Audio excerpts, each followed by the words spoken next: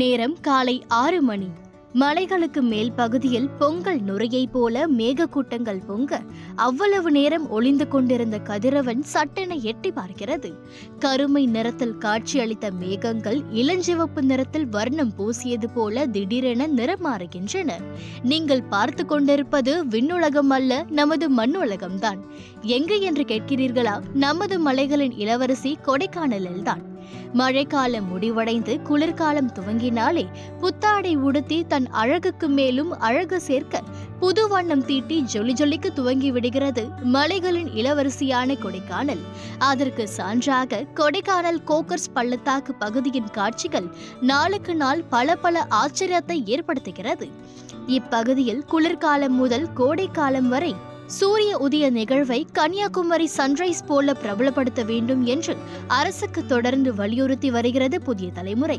கோரிக்கைக்கு செவிசாய்த்த கொடைக்கானல் நகர்மன்ற தலைவரும் தமிழ்நாடு சுற்றுலா வளர்ச்சி கழகமும் கிறிஸ்துமஸ் தொடர் விடுமுறைக்கு வந்துள்ள பயணிகளை கோக்கர்ஸ் பள்ளத்தாக்கு பகுதியில் அனுமதித்துள்ளனர்.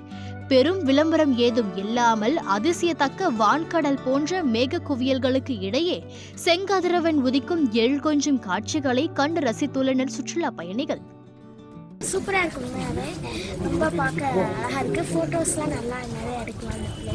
இந்த இடத்தெல்லாம் பார்க்கும்போது ரொம்பவே மன நிம்மதியா இருக்கு, சூப்பரா இருக்கு, நைஸா இருக்கு. இந்த இடத்துக்கு எல்லாருமே வந்து பாருங்க, ரொம்ப அழகா. இந்த மாதிரி ஒரு பிளேஸ்லாம் இருக்குமான்னு தெரியாது, இருக்கும்போதே வந்து நிறைய பேர் வந்து பார்த்துட்டு போயிடும். பள்ளத்தாக்கு பகுதிகளில் தாழ்வாக நிலை கொண்டுள்ள மஞ்சு மூட்டத்தில் சூரிய உதய நேரத்தில் ஏற்படும் அதிசயத்தக்க நகர்வுகளை டைம் லாப்ஸ் தொழில்நுட்பம் மூலம் காட்சிப்படுத்தியுள்ளது நமது புதிய தலைமுறை. தொடர் செய்திகளின் எதிரொலியாக கொடைக்கானல் கோக்கர்ஸ் பள்ளத்தாக்கு பகுதியில் சூரிய உதய சுற்றுலா கொஞ்சம் கொஞ்சமாக பிரபலம் அடைந்து வருகிறது. சுற்றுலாத்துறையும் நகர்மன்றமும் இதனை மேலும் விளம்பரப்படுத்தி குளிர்கால விடுமுறைக்கு வரும் சுற்றுலா பயணிகளிடையே கொண்டு சேர்க்க வேண்டும் என்ற கோரிக்கையும் எழுந்துள்ளது. இது குறித்து நகர்மன்ற தலைவர் செல்லதுரையிடம் பேசிய பொழுது விளம்பரப்படுத்துவதற்கான வேலைகள் நடந்து வருவதாகவும் விரைவில் கோக்கர்ஸ் பள்ளத்தாக்கு பகுதி சூரிய உதயம் காண ஏற்ற இடமாக மாறும் என்றும் உறுதியளித்துள்ளார்.